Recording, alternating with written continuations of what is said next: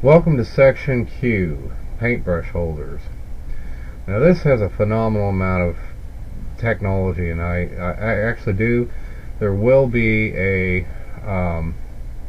Watch Me Third video, because I do have some prototypes, but not of my favorite embodiments. Just kind of low on resources here, so time and money wise, so I had to kind of stop. But I do have an assortment, two or three little items you'll see on this that I did kind of crudely prototype.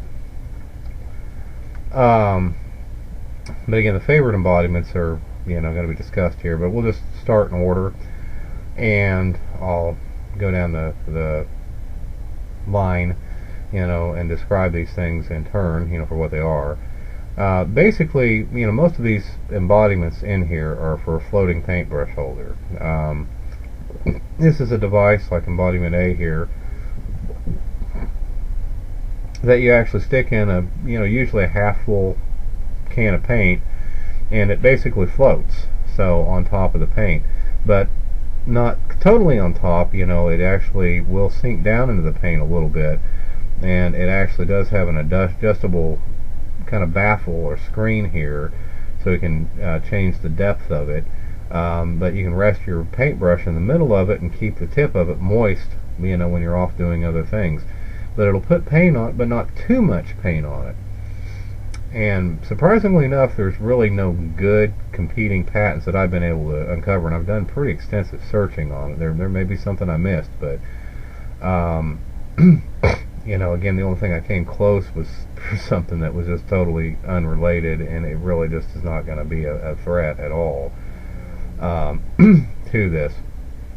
So, but at the end of the day, the idea of having a floating paintbrush holder that really does wet your tip of your brush is just great. You usually use something like this on a half can or less full of paint that you carry around with you to paint it, and it's just a nice convenient place to set your brush when you're not using it, either for a few seconds or for a few minutes. And it's got a set of ribs on it too, so you can actually clean your brush on the sides of it. Basically, it looks kind of like this. So these sets of ribs here that you see on it, allow you to actually clean the brush off. So instead of, cleaning excess paint off of your brush, or wiping excess paint off of your brush on the side of the can like most people have to do, which actually ends up getting paint in your little grooves there, so it makes the lid hard to put on later unless you clean it out, so it just becomes really annoying. And you can, the little skill, you can brush it underneath, but it still is not as good as something like this would be, which is just kind of convenient, because you just kind of pull it out and keep the paint all contained inside of it, and even for amateurs it's easy to get the hang of. But the fact of the matter is that it does float to the level of the paint, so you always get about the same amount of paint on your brush, not too little, not too much. And again, the screen is adjustable. It comes off like you see here with these 4 screws, so you can adjust the depth, to whatever amount of paint you want to have on your brush typically. This first embodiment, as you see, has a string and a handle, and this handle here is actually used to retrieve the device from the paint, and I'll show you how that's done here. Basically, you pull the string tight and pull the handle tight up against the device, and then the handle is like it's originally affixed. So with one hand, you hold the string, and the other hand, holds onto the handle, and you just stick it in there, and that allows you to pull the paint float itself out in a very controlled way, so it doesn't get out of control and start flinging paint everywhere and everything. That's why you wouldn't want to do it with just a string.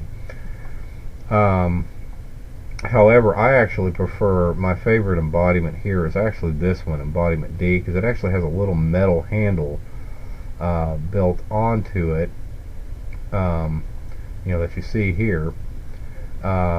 And that's just long enough for you to grip it. It just gives you something to grip and keep positive control over.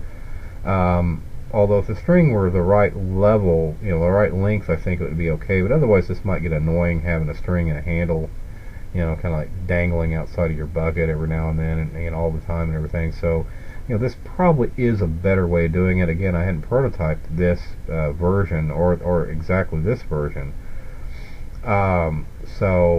The fact of the matter is, this still might work. It's a fairly clever idea, but this may, I think, be the better embodiment. Now this first embodiment, embodiment A, does have a string and a handle on it, but it also has this little stirring rake on the bottom of it, so it allows you to actually stir your paint by actually taking the handle and string and spinning it around. So it actually acts like a paint stirrer too. You can see it has this little kind of cow catcher rake like on the front of a train that allows the at least top level of paint to be stirred just by doing a spinning motion with the string and handle. So that's another little embodiment. I don't really favor this because once your paint level starts getting low, this will start running into the bottom of the can. I just way rather use it without it. So that's more of a gimmick. This is embodiment B. I call that the stir fin, by the way. But embodiment B actually has blades on the bottom of it, which would be a little more suitable, but again, it's still thicker. It's still a thicker contraption. I like the thinner contraption so you can use it right up until the paint's really low in the bucket. And after that, you can just remove the thing, wash it off real quick, and then, or pour more paint in the can if you have more painting to do. And continue using it, or just remove it from the can, if the paint level's low enough to where you don't need it anymore. But what really, like I said, again, this is still my favorite embodiment. It's just the simplest version of it, and with an adjustable screen and just a float. But that in consort with this Q15, which is a lid. That's a little lid. You can have an optional gasket in there, but you can actually store the paint, inside the float with a lid on top of it, because it's got this projection up on top, and it makes a seal, so you can actually store the paint for a week this way if it does actually have like a little foam seal or something like that in it. And even without one, it's good for storing it for several hours or even overnight, because again, your paint brush is floating, its tip is floating in the paint, but again, as long as it's got a halfway decent seal, which could be either on the side or on the top around here, but preferably on the side, so it doesn't stick to any paint that's in there, so it's hard to peel off or to pull off.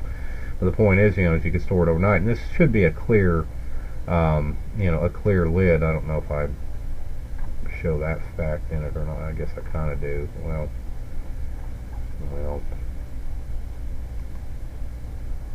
This is behaving real sluggish because I got, a lot of embodiments here. I don't think I have the one that I'm showing you, or if I do, it's somewhere else. Alternate paintbrush. Okay, but like I said, you can see, kind of how this thing would store in there. You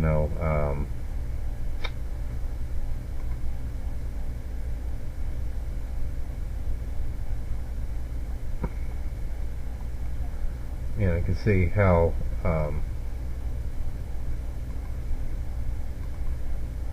you can kind of see how this thing would store in there. So this would be the paint. I don't know what happened. It's been a while since I had this file up, but the fact of the matter is, this would float around, on the surface of paint, and like I said, you just put the lid on there, and again, that lid has this little dome on it, so basically it keeps it pretty well sealed, as long as there's some kind of seal here, but it should be made, like you see here, out of kind of a clear plastic, so you can kind of see what's going on in there, especially when you're trying to put the brush back on. But it's funnel shaped, so it'll kind of guide the handle into that dome as you try to put it on there, but you can just leave your brush in there on the float with the lid on top of it, and that makes it a good overnight, product. And this is really would really be a handy little combination to use, because I had to set my brush in my can all the time. I usually end up getting too damn much paint on it, and of course, when you get too much paint on it, well, that's going to be inclined to back drip on you, especially if you're doing any overhead painting. So like I said, you just really want to get just enough paint on your brush, generally not too much, particularly if you're soaking in it. So it's just really nice having something like this. And this basically product here would sell on As Seen on TV as a standalone product, just because of the combination with the lid and the floating holder. Anybody that's painted would get it. That's for darn sure. Um, but definitely your average consumer, I think, would get it too, by seeing it on the, and the fact they can leave it overnight, just the lid part of it alone would be a big selling point. And the float, again, it's just a better place. There are other paintbrush holders out on the market for the cans, but honestly, they almost all have the one flaw that they leave your brush in midair. So, your brush is going to dry out if you leave it out there for more than, 5-10 minutes. And that's fine if you're just putting it there temporarily as a rest. I've seen this magnetic holder that clips onto the side. Okay, that's interesting. We're just putting it there for a couple seconds. But honestly, that's still a recipe for disaster. You can still knock into it. That thing lets loose of the brush, and you got paint either splashing everywhere as the brush drops into the can, or it's falling off onto the floor. This way, there's just no danger of that happening. You can keep positive control. And of course, this system, the floating holder, can be used with other paint pails too. Now the lid couldn't, it's specifically designed for a can.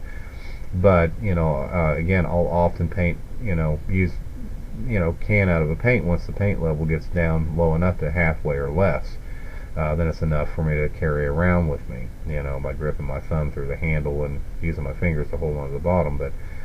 But again, this could be a very popular product.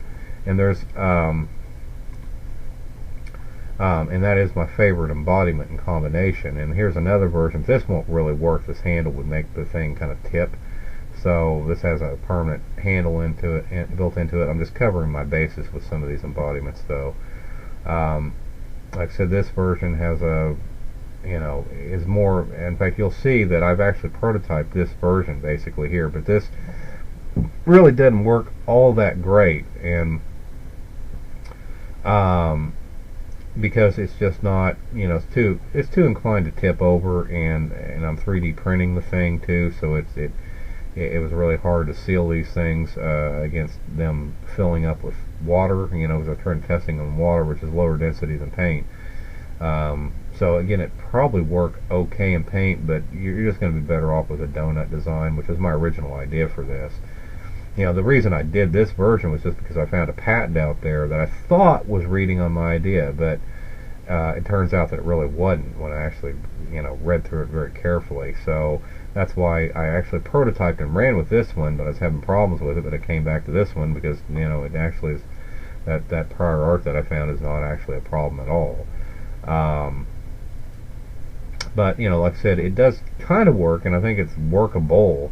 It's just, this is a far superior design. It just is. It's just donut shaped, and you just don't have to worry about it, being kind of tipsy-topply, tipply-topply, Embodiment G is basically just an alternative version for a paintbrush holder that doesn't float, but it does have those little strainer things, so it sits on the bottom of a full can of paint, like you see here, or, could be full can, or, or less than full, of course. But it's got a little clip on there, that slides up and down this rod, so you can adjust the paint level manually instead of having it being automatically. Which you can kind of see that happening here. This is another version of the same idea, which I do have this prototyped, which just is a ring that sits in there and has the same sliding clamp idea. This is a version that clamps onto the side of a bucket, which again is the same as this. It just doesn't sit on the bottom of a bucket.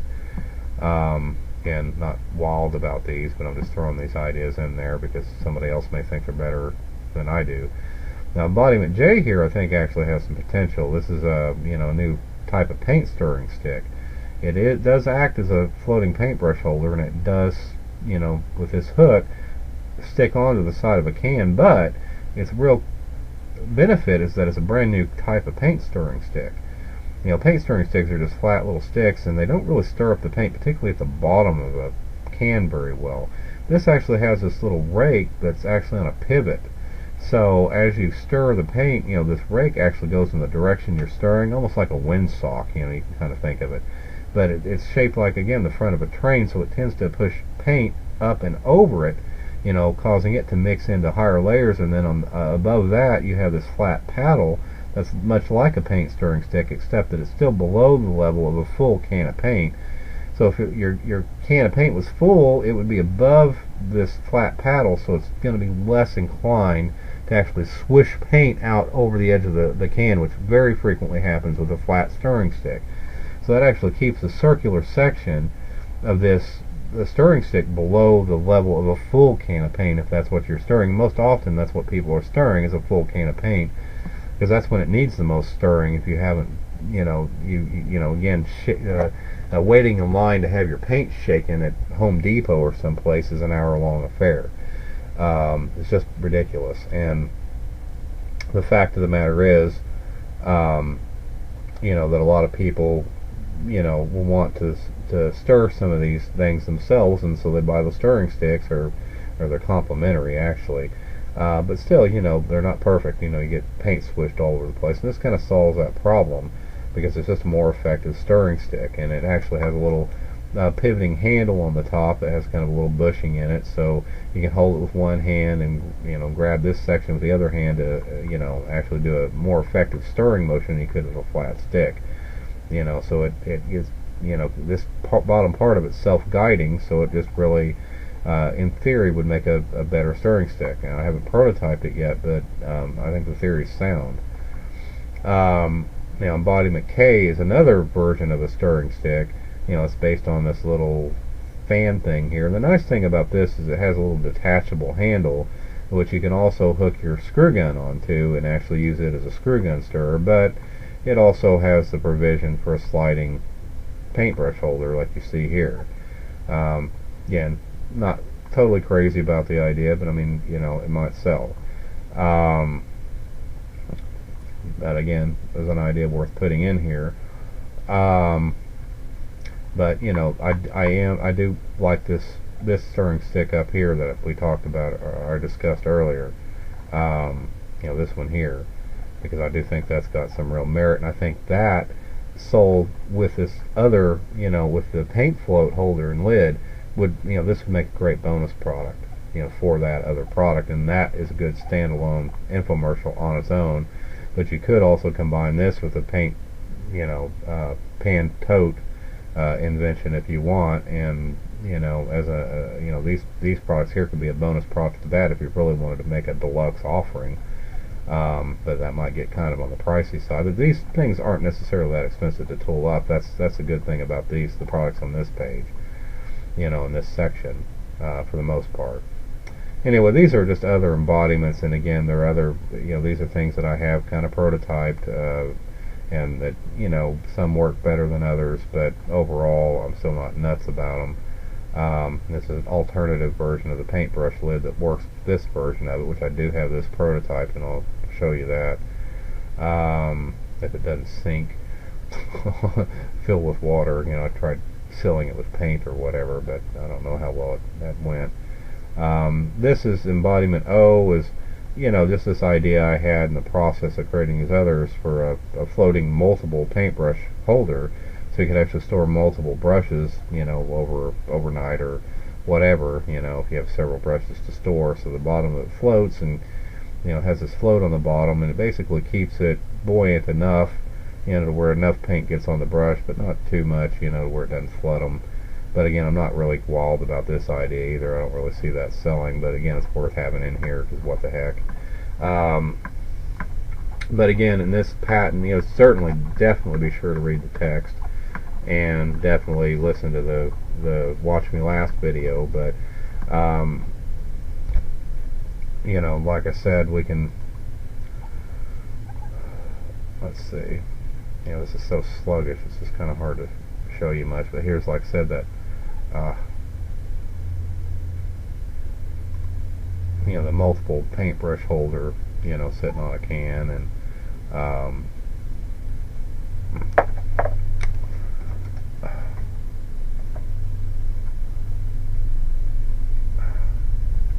this thing, I just need a faster computer. This is just too sluggish. Got too much going on this drawing here, but